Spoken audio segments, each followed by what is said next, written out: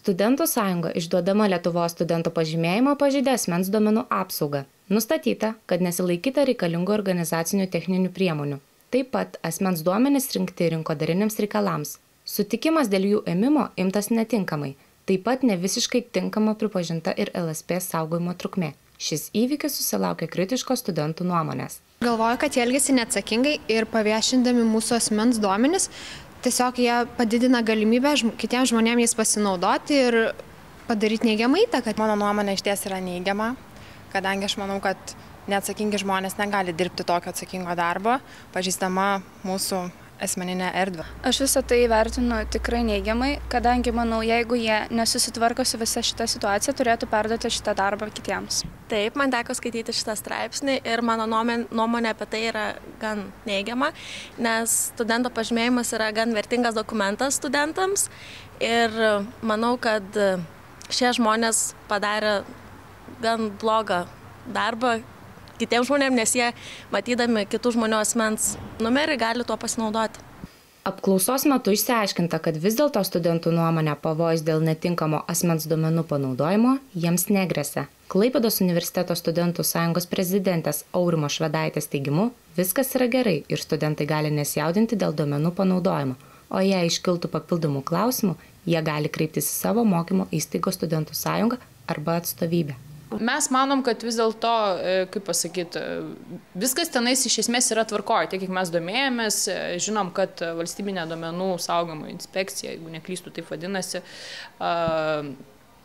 pateikė savo pastabas, jas buvo atsižvelgta, viskas yra gerai, studentai tikrai gali būti ramus, kad ten jų duomenys tikrai nebus naudojami kažkokiems komerciniams ten ir visokiems negeriems tikslams, nes iš tikrųjų ir pas mus ateina studentai su tokiu klausimu, kad mes, pavyzdžiui, nenorime gauti informacijos, sakykime, su Lietuvos studento pažymėjimu, kur gali gauti nuolaidas. Ta prasme, jiems užtenka tik transportui tos nuolaidos ir viskas.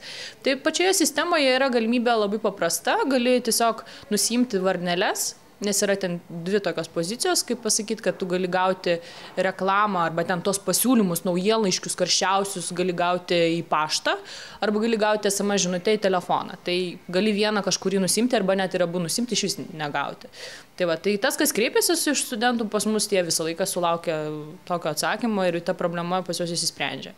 Vėlgi, jeigu kažkam ir dabar, sakykime, po šito iškils kažkokių klausimų, tai drąsiai ar pas mus į Klaipėdos universiteto studentų sąjungą, ar jeigu kitos aukštos mokyklos į savo studentų atstovybės, į Lietuvos studentų sąjungą pasikreips, tikrai padėsim, išspręsim, čia tikrai nėra didžiulė bėda.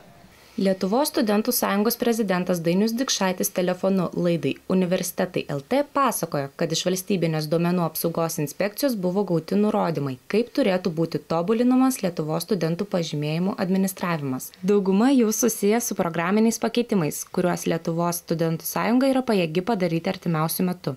Tai pirmas kartas, kai šią studentams atstovaujančią instituciją kreipėsi valstybinė duomenų apsaugos inspekcija. Iki šiol studentai tvarkydami LSP duomenis konsultavosi tik su Lietuvos Respublikos švietimo ir mokslo ministerija, kuri ir padeda administruoti Lietuvos studentų pažymėjimus.